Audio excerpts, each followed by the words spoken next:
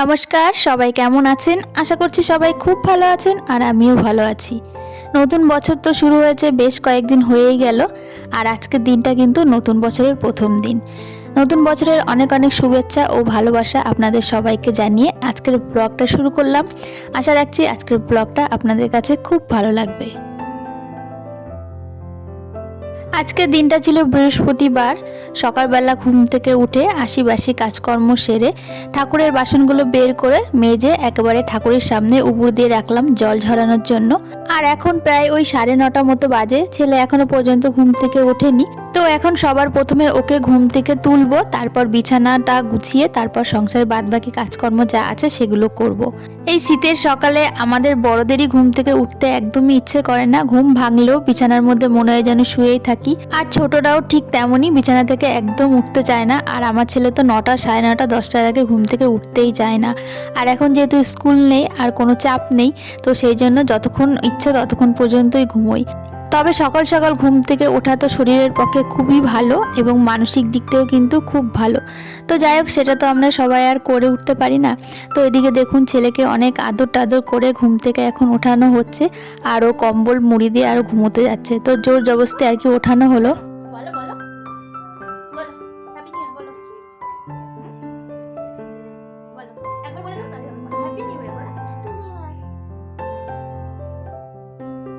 সকালে জল খাবারটা বানানো হয়ে গেছে, রুটি আর তরকারি করা হয়েছে। সোনার বাবা তো খেয়ে কাজে চলে গেছে, ওদিকে ছোটদাও খেয়ে অফিসে চলে গেছে। আর এদিকে আমাদের বাড়িতে 4টে কুকুর ছানা হয়েছে, তো সেই কুকুর ছানাদের খেতে দেব। তো 2টো রুটি নিয়ে নিলাম। আর দুধ ছাড়া তো ওরা খেতে পারে না, এখনও পর্যন্ত সেরকম খাওয়া শেখেনি। তবে দুধ দিয়ে রুটি যদি ছিঁড়ে ছিঁড়ে একটুখানি ভালো করে মাখিয়ে দেওয়া যায় তাহলে ওরা বেশ খেতে পারে। তো এখন একটু একটু খাওয়া শিখেছে, বিস্কুট খায়, দুধ খায়, তবে ভাতও খায় যদি দুধ দিয়ে ভালো করে একটুখানি চটকে দেওয়া যায়। সোনার বাবা বাড়ি থাকলে সোনার বাবাই সবসময় ওদেরকে খেতে দেয়, যত্ন করে। আজকে যেহেতু সকাল সকাল কাজে চলে গেছে, তো সেই জন্য সকালের খাবারটা আমি দিয়ে দিচ্ছি। আর এদিকে দেখুন, বাইরে রোদ উঠেছে, ছেলে হাতে ব্রাশ নিয়ে ওই কুকুর ছানাগুলো নিয়ে আর কি খেলা করছে। তো আমি ওদেরকে ডেকে দিলাম। আর দেখুন ওদের কতটা খিদে পেয়েছে, দেওয়ার সঙ্গে সঙ্গে খুব তাড়াতাড়ি খাবারটা খেয়ে নিল।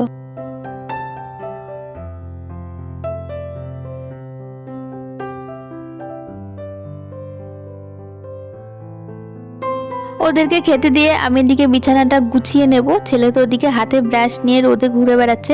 ওর সাথে সাথে ঘুম থেকে ওঠার পর নাকি ওর হাত পা চলে না, একটুখানি বসতে হয়, নাহলে ঘুরে বেড়াতে হয়, তারপর ওর সমস্ত কাজগুলো করে। তো যাই হোক, ও ওদিকে হাতে ব্রাশ নিয়ে ঘুরে বেড়াচ্ছে আর এদিকে আমি বিছানাটা গুছিয়ে নিচ্ছি। ওর পরে তো আরও অনেক কাজ আছে, আর আমি যদি ওর সঙ্গে সঙ্গে ঘুরে বেড়াই তাহলে আমার এদিকে কাজ করতে অনেকটা লেট হয়ে যাবে। আর আজ যেহেতু বছরের প্রথম দিন, আর বিছানার চাদরটাও বেশ কয়েকদিন পাতা হয়েছে, তো ভাবলাম আজকে বিছানার চাদরটা পাল্টে দিই।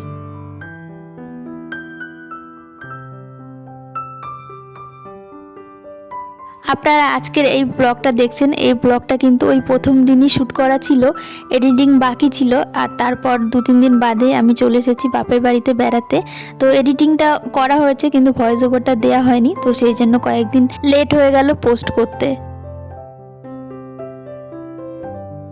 তো যাই হোক, এদিকে বিছানার চাদরটা আমি সুন্দর করে পেতে নিয়েছি, এবার বালিশের কভারগুলো পাল্টে নিলাম।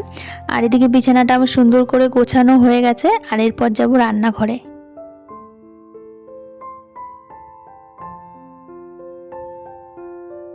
সকালের খাওয়া দাওয়া হয়ে গেছে, ছেলে দিকে একটু পড়তে বসেছে। আর আমি তারপর স্নান করে যে বৃহস্পতিবারের পুজোটা আগে আগে দিয়ে নিলাম। এরপর যাব দুপুরে রান্না করতে। বৃহস্পতিবারের পুজো দিতে কিন্তু বেশ খানিকটা সময় লাগে, তো সেই জন্য একটু সকাল সকাল স্নানটা করে আগে আগে পুজোটা দিয়ে নিলাম।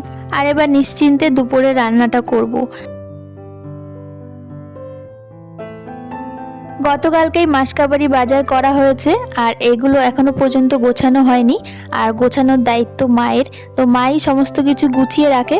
তো সেই জন্য মা আগে আগেই বলল যে স্নান করার পরে পুজো দিয়ে একবারে ব্যাগ থেকে 1 প্যাকেট তেল আর হলুদ বার করে নিও, কারণ ওই মাছ টাছ ধরার পরে না এই মাসকাবারি বাজার মা ধরতে দেয় না, ছোঁয়াছুঁয়ির একটা ব্যাপার আছে। আর এখান থেকে যেহেতু ঠাকুরের প্রদীপে তেল দেওয়ার জন্য তেল রাখে, তো মা এগুলো একদম ছুঁতে দেয় না, ওই হাতে এঁঠো কাটা এসব নিয়ে।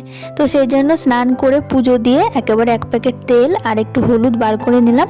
এবার রান্নার তেলের বোতলে আর একটা বড় বোতলে একসঙ্গে ভরে রাখলাম, কারণ এক প্যাকেট তেল তো আর এই ছোট্ট বোতলটাতে ধরবে না, তো সেই জন্য আরেকটা আলাদা করে বোতলে ঢেলে রাখলাম। আর এদিকে দেখুন একটা কড়াইতে ডাল বসিয়ে দিয়েছি আর একটা কড়াইতে তেল গরম করছি মাছ ভাজার জন্য। আজকে বাজার থেকে এনেছে কাতলা মাছ, অনেক দিন বাদে আমাদের বাড়িতে আজকে কাতলা মাছ হচ্ছে। তো কাতলা মাছ রান্না করব আলু দিয়ে। আর এদিকে ডাল বসিয়েছি, আজকে ডাল রান্না হবে আর তার সাথে হবে পেঁয়াজকলি ভাজা।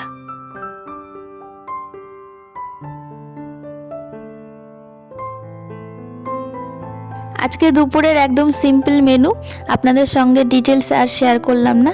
তো একদিকে তো ডাল বসিয়ে দিয়েছি আর একদিকে মাছের তরকারি হচ্ছে, আর এদিকে লাস্টে নামানোর আগে একটুখানি জিরে ধনে বাটা দেবো, সেটাই বেটে নিচ্ছি।